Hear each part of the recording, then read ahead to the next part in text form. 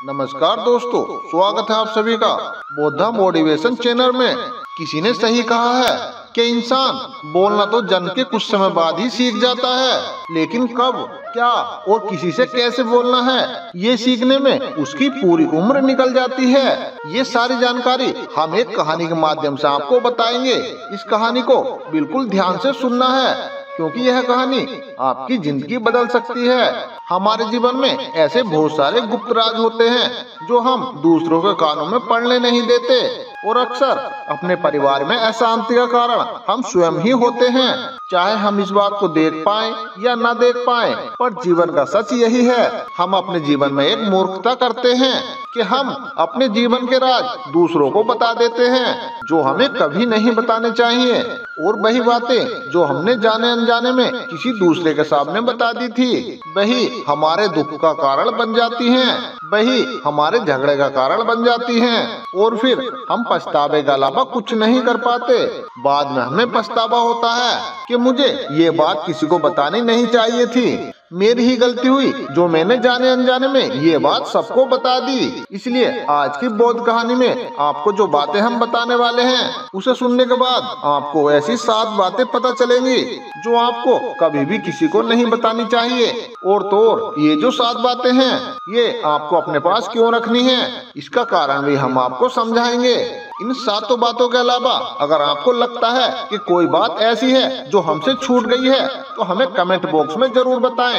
इससे पहले कि आप इस बौद्ध कहानी में खो जाएं, हमारे चैनल को सब्सक्राइब कर लीजिए, वीडियो को लाइक और अपने दोस्तों में शेयर जरूर कर दीजिए। तो आइए दोस्तों, जल्दी से कहानी को शुरू करते हैं। पुराने समय की बात है, एक गाँव में एक रामू नाम का लड़का रहता था। वह लड़का बहुत ही गरीब था, उसके पास एक भी पैसा नहीं था। उसे खाने में 2 रोटी भी बहुत मुश्किल से नसीब होती थी। दिन रात तलाश करने पर भी उसे कोई काम नहीं मिल रहा था। एक दिन उसने अपनी पत्नी के सामने अपनी सारी समस्याएं बता दी। उसने अपनी पत्नी को कहा, मैं जिस जगह भी काम मांगने के लिए जाता हूँ, तो हर कोई मुझे ये कहकर काम नहीं देता कि हमारे यहाँ कोई काम की जरूरत नहीं है।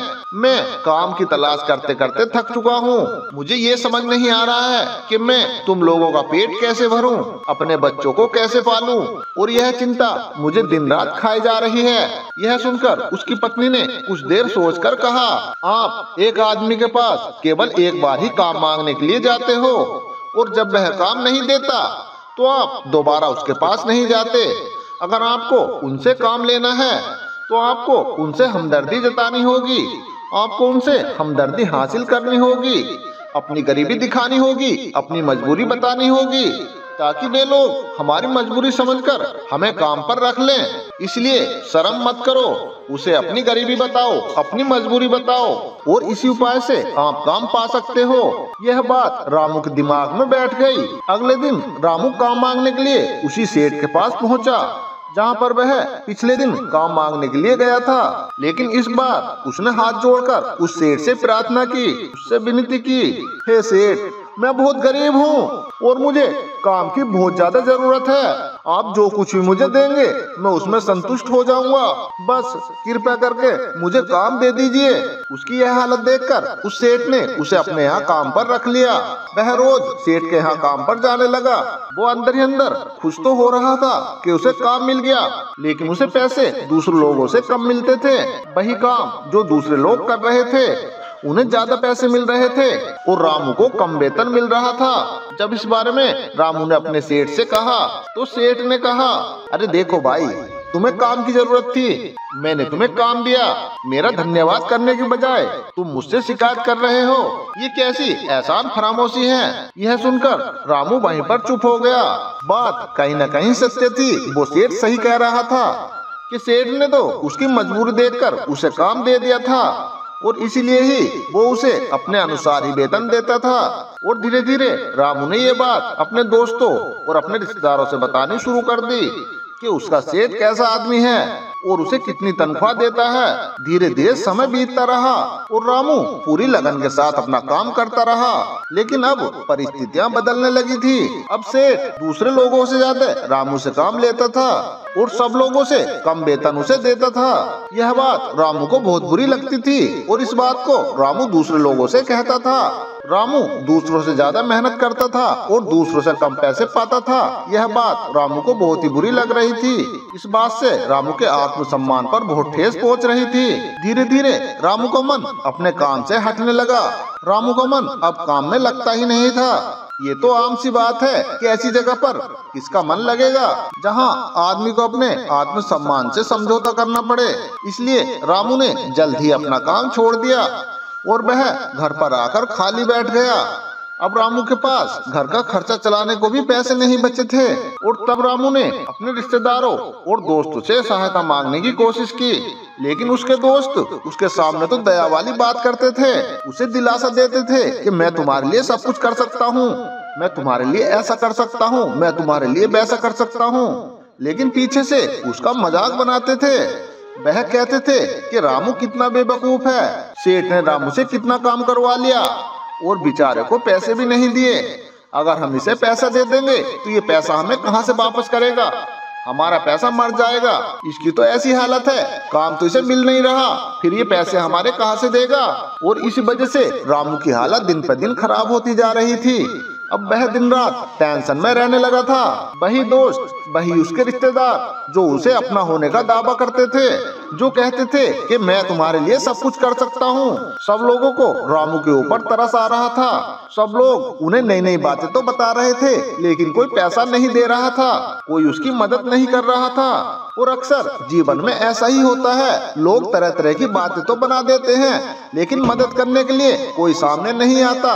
फिर रामू को पता चला कि पास वाले गांव में एक बौद्ध भिक्षु आए हुए हैं जो बहुत ही ज्ञानी हैं। रामू इतनी टेंशन में था कि उसे कोई भी रास्ता नजर नहीं आ रहा था, इसलिए वो जाने अनजाने में बौद्ध भिक्षु के पास पहुंच जाता है। रामू बौद्ध भिक्षु के पास पहुंचकर सीधा ही उनके पैरों में गिरकर रोने लगा। रामू बौद्ध भिक्षु को रोते रोते सारी बातें बता देता है, सारी कहानी बता देता है। रामू बताता है कि किस तरह से उसके सेठ ने उसका फायदा उठाया और उसके सगे रिश्तेदार भी उसके साथ कैसा व्यवहार रखते हैं। बौद्ध भिक्षु ने ध्यानपूर्वक रामू की बात सुनी और उसे चुप कराते हुए कहा, बेटा, ये सारी समस्याएं, ये सारी बुद्धिहीनता तुम्हारी मूर्खता के कारण उत्पन्न हुई हैं। अगर तुम्हारे अंदर समझ होती और तुम समझदार होते तो इनमें से एक भी समस्या तुम्हारे मन को दुखी नहीं कर सकती थी, लेकिन तुमने अपनी मूर्खता के कारण खुद ही अपने रास्ते में कांटे बिछा दिए, खुद ही अपने पैर पर कुल्हाड़ी मार ली। परंतु मैं तुम्हें 7 ऐसी बातें बताने वाला हूँ जो भूल कर भी किसी को मत बताना, और इन बातों के ज्ञान से तुम बाहर से मिलने वाले दुख को तो दूर कर सकते हो जो बेफालतू में दुनिया की बातों से तुम्हारे अंदर आते हैं। बौद्ध भिक्षु ने पहली बात बताई जो किसी को भी नहीं बतानी चाहिए। कभी भी किसी को अपनी मजबूरी नहीं बतानी चाहिए। अपनी मजबूरी बताकर किसी से पैसे मांगने नहीं चाहिए, किसी से दया का पात्र नहीं बनना चाहिए।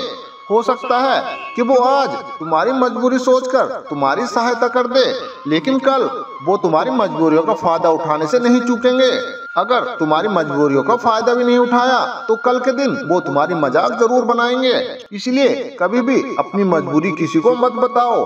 अगर तुम्हारे घर में 2 रोटी हैं और रूखी रोटी है तो उन्हीं को खाकर सो जाओ, लेकिन दूसरों को इसके बारे में भनक तक नहीं लगनी चाहिए। जरा आप खुद सोचो, मजबूरी बताने का क्या फायदा है? या तो वो सहानुभूति चाहता है या दूसरे से मदद चाहता है। अगर आप इस परिस्थिति को देखोगे, अगर आप दूसरों से मजबूरी बताओगे तो दूसरा जरूर ही तुम्हारा फायदा उठा लेगा।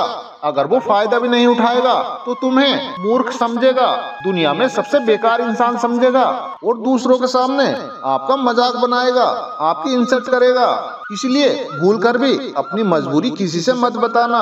और दूसरी बात जो कभी भी किसी को नहीं बतानी चाहिए वो है अपनी अतीत की गलती। जो तुमने बीते हुए समय में गलती की है वो गलती किसी को नहीं बतानी चाहिए, और जो भविष्य में तुम करने वाले हो वो बात भी किसी को कभी नहीं बतानी चाहिए। जरा सोचो। हम अपने अतीत की गलतियाँ किसी दूसरे को बताते हैं तो उसका हम पर क्या प्रभाव पड़ेगा। जो पहले गलती हो चुकी है वो ठीक तो नहीं हो सकती, तो फिर उन्हें बताने का क्या फायदा। तुम अपने अंधेरे पक्ष को खुद ही दुनिया के सामने बता रहे हो, खुद अपनी गलतियाँ दूसरों के सामने बता रहे हो। इससे उस आदमी की नजरों में तुम्हारा चरित्र कमजोर हो जाएगा और वो भविष्य में तुम्हें उसी नजरिए से देखेगा। इसीलिए किसी दूसरे की नजरों में अपना चरित्र नीचे मत गिरने दो और जरा सोचो, तुम अपने भविष्य में करने वाली बात को, अपनी भविष्य की रणनीतियों को दूसरों के सामने बता रहे हो। जो लोग आपके काम का हिस्सा ही नहीं है उनके सामने अपनी भविष्य की रणनीतियाँ, तुम भविष्य में क्या करने वाले हो, उन्हें बताने का क्या फायदा।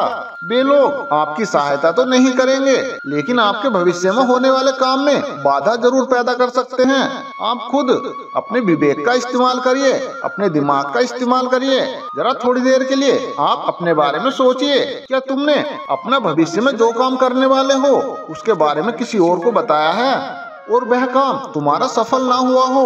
और तीसरी बात गुरुवर ने रामू से कही जो किसी को नहीं बतानी चाहिए, वह है अपनी घर की बातें जो हमारे घर के अंदर हमारे परिवार के साथ होती हैं, हमारे माँ बाप के साथ, हमारी पत्नी के साथ, हमारे बच्चों के साथ। वह बातें अपने परिवार तक ही सीमित रहनी चाहिए। अगर आप इन बातों का दूसरों के सामने ढिंढोरा पीटते हो तो दूसरों को आपके घर में घुसने का एक मौका मिलता है और वह इस बात का फायदा उठाने से कभी नहीं चूकते।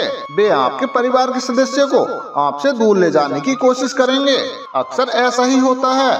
हम अक्सर यही गलती करते हैं, अपने घर के झगड़ों को समाप्त करने के लिए पड़ोसी या रिश्तेदारों से बताते हैं, लेकिन इससे आपको सहायता कभी नहीं मिली होगी, बल्कि आपके घर के लड़ाई झगड़े और ज्यादा बढ़ गए होंगे और आगे भी बढ़ते रहेंगे।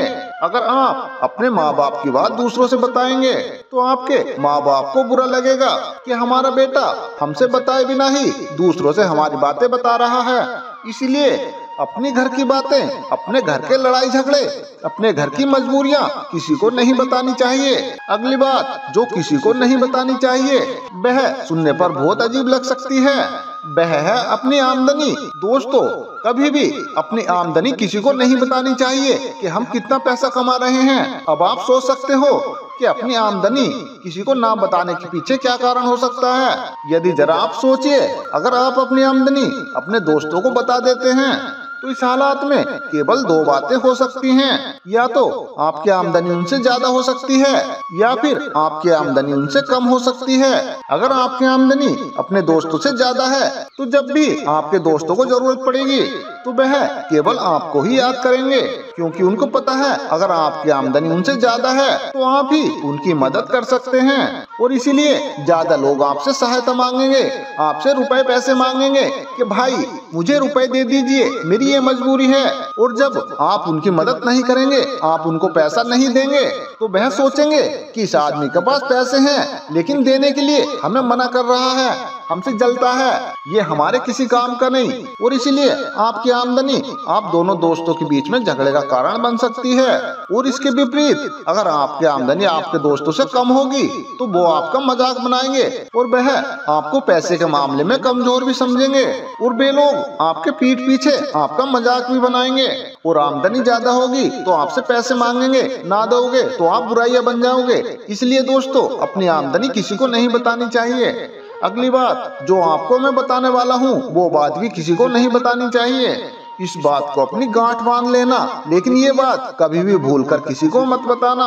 अपनी कमजोरी और अपनी ताकत अक्सर इंसान को पता नहीं होती है कि उसकी कमजोरी और उसकी ताकत क्या है, लेकिन अगर आपको अपनी कमजोरी और अपनी ताकत का पता है तो पहली बात तो आप बहुत बुद्धिमान आदमी हैं और दूसरी बात आपको यह बातें किसी को भी पता नहीं लगने देनी है। और यदि आपकी कमजोरियां दूसरों को पता चल गई और भविष्य में अगर आप दोनों दुश्मन बन जाते हैं तो वह आपकी कमजोरियों का फायदा उठाएंगे। और अगर आपको उनकी ताकत पता चल गई तो वही ताकत आपकी कमजोरी बन जाएंगे, क्योंकि वह ताकत दूसरे आदमी को पता है और वह इस ताकत का तोड़ भी आज नहीं तो कल ढूंढ लेगा, क्योंकि हर शेर का सवा शेर होता ही है। ऐसा भी हो सकता है कि इसके बाद हमेशा आपको उससे दबकर रहना पड़े। अगली बात बौद्ध भिक्षु ने बताई जो किसी को नहीं बतानी चाहिए। दोस्तों, कभी भी अपने दुश्मन और अपने दोस्तों के बारे में दूसरे लोगों से नहीं बतानी चाहिए। अगर आप अपने दुश्मनों और अपने दोस्तों की बात दूसरे लोगों के साथ बताते हैं तो वे लोग आप दोनों के बीच में खिचड़ी पका सकते हैं, एक दूसरे की बुराई कर सकते हैं, आपको धोखा दे सकते हैं। वे लोग आपके गहरे मित्रों को आपसे दूर करने का प्रयास करेंगे और जो आपके दुश्मन हैं उनसे आपको लड़वाने का प्रयास करेंगे। आमतौर पर सामान्य लोग ऐसा नहीं करते, लेकिन जो आपके दुश्मन होते हैं वो अवश्य ही ऐसा करते हैं। और दोस्तों, आखिरी बात में मैं ये कहना चाहता हूँ, तो जब आप दान करते हैं तो उसके बारे में भी कभी किसी को नहीं बताना चाहिए, नहीं तो वो दान करना व्यर्थ हो जाता है, वो दान करना लगता ही नहीं। जब आप अपने दान करने का ढंढोरा पीटते हैं तो आप दूसरों को ये बता रहे होते हैं कि आप कितने दानी पुरुष हैं, और ये बात आपके अंदर एक अहंकार पैदा करती है। इसलिए जितना भी दान करो गुप्त रूप से करो, वो ही अच्छा होता है। गुप्त रूप से किया गया दान बहुत ही फलदायी होता है। ऐसा कहा जाता है कि जब आपका बायां हाथ दान कर रहा हो तो दाएं हाथ को पता नहीं लगना चाहिए। उस बौद्ध भिक्षु ने जो रामू को 7 बातें बताई, इन बातों में संसार के सभी सिद्धांत छिपे हुए हैं। इन बातों का पालन करके आप अपने घर में सुख शांति बना सकते हैं और अपने घर के झगड़े हमेशा के लिए समाप्त कर सकते हैं। और हमारे इस कहानी सुनाने का मकसद यही है कि आप और भी ज्यादा जागृत रहें। आप खुद उन बातों के बारे में सोचें और हमें कमेंट में जरूर बताएं। तो दोस्तों, अगर हमारी बातें आपको अच्छी लगी हो तो कमेंट बॉक्स में बोधायन में अवश्य लिखें। वीडियो को लाइक और अपने दोस्तों में शेयर जरूर करें। तो मिलते हैं दोस्तों एक और नई कहानी के साथ। तब तक आप अपना ध्यान रखिए और हमेशा खुश रहिए।